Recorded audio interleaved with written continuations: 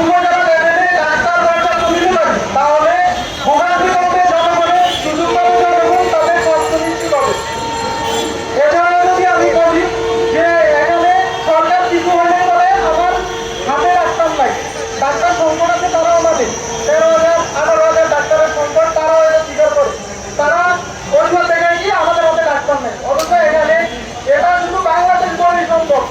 আপনি পাস করেছেন, আপনার পথ দাঁড়িয়েছে, কিন্তু আপনার নিয়োগ হবে না, কারণ এখানে কর্তৃপক্ষ কোনো একটা ভাবে একটা সংকট, একটা অযৌক্তিক সংকট তারা তৈরি করতে চায়। যার ফলে কি হবে, ওই ইগুলা দিন শেষে যাবে হচ্ছে প্রাইভেট হসপিটাল। আর এই প্রাইভেট হসপিটালগুলো বড় বড় বিভিন্ন ব্যবসায়িক প্রতিষ্ঠানের এই প্রাইভেট হসপিটাল, তারা রুগী পাবে, তারা পাবে যে তাদের দিলাম কমিশন পাবে। কিন্তু এর যদি পর্যাপ্ত পরিমাণ ডাক্তার যদি উপজেলা লেভেলে থাকে, উপজেলা হাসপাতালগুলিতে যদি রাত বিরাতে রুগীরা গিয়ে ডাক্তারের সেবা পায়, তারা কিন্তু ওই প্রাইভেট হসপিটালের দিকে তারা ঝুঁকবে না। ফলে আমরা জানি যে অনেকাংশে অনেক মানুষ গরিব আছে, তারা যদি ওই চিকিৎসাটা সরকারি হাসপাতালে পায়, তারা কিন্তু তাদের চিকিৎসার জন্য, তাদের ওষুধের জন্য সরকারি হাসপাতালের উপর নির্ভর। তারা ওই চিকিৎসা ওখানে পাইলে তারা কিন্তু পরবর্তীতে প্রাইভেটে যাওয়া লাগবে না, তাদের ভোগান্তি কমবে, তারা অল্প আয়ের মানুষ। এই চিকিৎসা তাদের অধিকার, তাদের অধিকারের জন্য আমরা মাঠে নেমেছি, আমাদের মূল দাবি তাদের জন্য।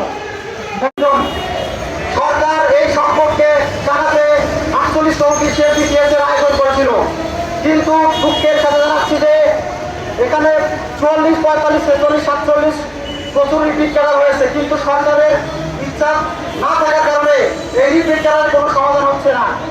সুতরাং আজকে আমরা আপনাদের মাধ্যমে জানাতে চাই, এই রিপিট করার সমাধান না হওয়া পর্যন্ত আমরা রাস্তা ছাড়বো না ইনশাআল্লাহ।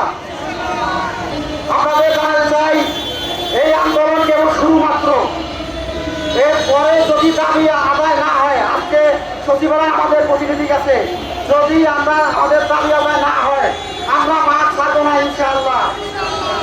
আমাদের হারানোর কিছু নেই, আমরা যখন একবার রাস্তায় নামছি, আমরা বারবার রাস্তায় নামবো ইনশাআল্লাহ। সুতরাং আমরা সরকার বাহাদুরকে জানাতে চাই, অতি সত্বর আমরা হাসপাতালে যেতে চাই, বন্যেরা বনের সুন্দর, ডাক্তাররা হাসপাতালে।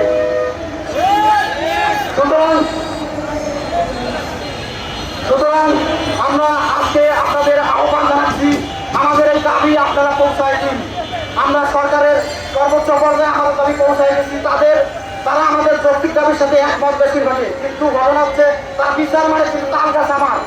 সুতরাং এইসব অজুহাত আমরা শুনতে চাই না। আমরা 1.5 মাস থেকে আজকে রাজনীতি, এটা কেন আমরা আজকে জবাব চাই, এই জবাব না পাওয়া পর্যন্ত আমরা রাস্তা ছাড়বো না ইনশাআল্লাহ।